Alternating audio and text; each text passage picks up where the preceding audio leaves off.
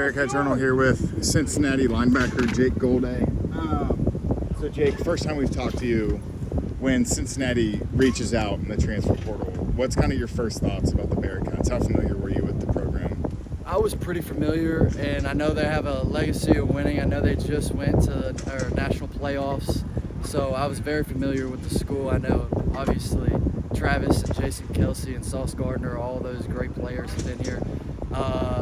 But ultimately, when they hit me up out of the portal, it was really just like immediately like how much they wanted me, like the attention I was getting from them, calling me every day, trying to already teach me the playbook because they thought like I don't know, it was just a great connection. Went on a visit, loved everything about the visit, and I committed on the visit and signed the papers, and that was about it. What did they tell you that they liked about your game so much that they wanted to pursue you so hard as they did? So I guess you could see from my film last year, I played a lot of middle linebacker, but I covered a lot of ground.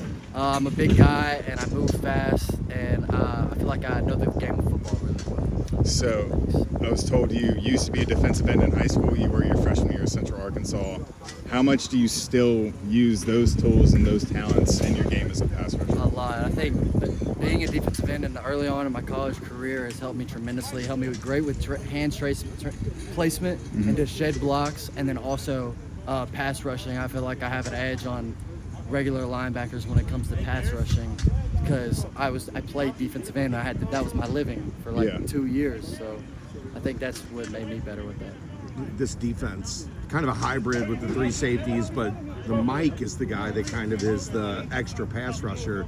How has that adjustment been, getting used to kind of attacking from different places and different angles? So I think they do a good job of mixing it up. So like sometimes like we just got done, we're running plays where I'm blitzing off the edge as well. We're running plays where I get to blitz from the A gap, use my explosive ability.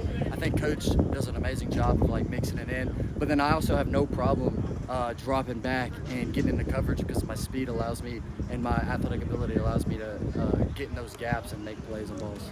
Probably haven't played with a whole lot of guys that are your size and as athletic as you, but Dingle's not too far behind. He said you're a little faster than him. Yes, sir. So yeah, Dingle, that's what everybody talks about. Me and him are very similar players. I might be a little faster than him, but he's got me in the weight room a little bit, so we're pretty even there. What do you think your ceiling is as a football player? Like how high and how confident are you in yourself and your abilities, especially coming from the FCS levels and now translating to the Power 4?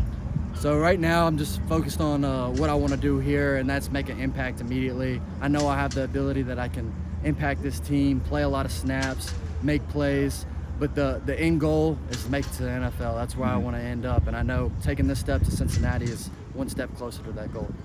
Why do you think you maybe got overlooked a little bit coming out of high school?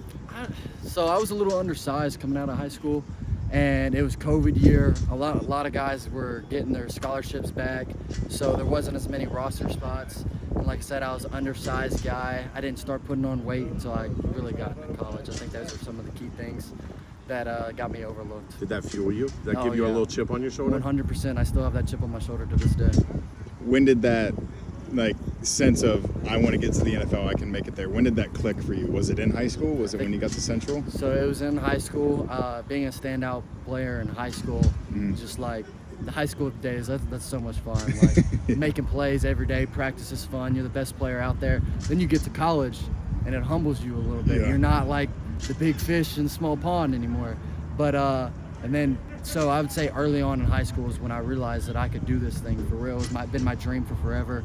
Early on in high school, that's when I realized it, and then every step of the way in college, being from Central Arkansas and then now being in Cincinnati, it just makes that goal and getting me closer and closer to that goal.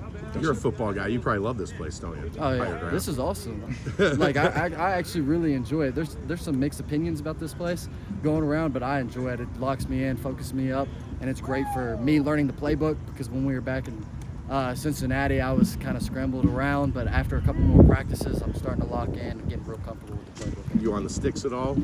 Yeah, definitely. That's definitely a bad distraction. But here, there's none of that. So when are you getting in the game? I know, that's a great question. I asked Eddie, the NIL guy, and he said it should be week 1 when I get in the game. Okay. They'll update all the rosters. Okay. You got two true freshmen in that linebacker room, Simeon Coleman, Monte Whedon. What have you seen from them and kind of their futures here at Cincinnati? Both those guys are great players, and they're just natural athletes that know how to get to the football.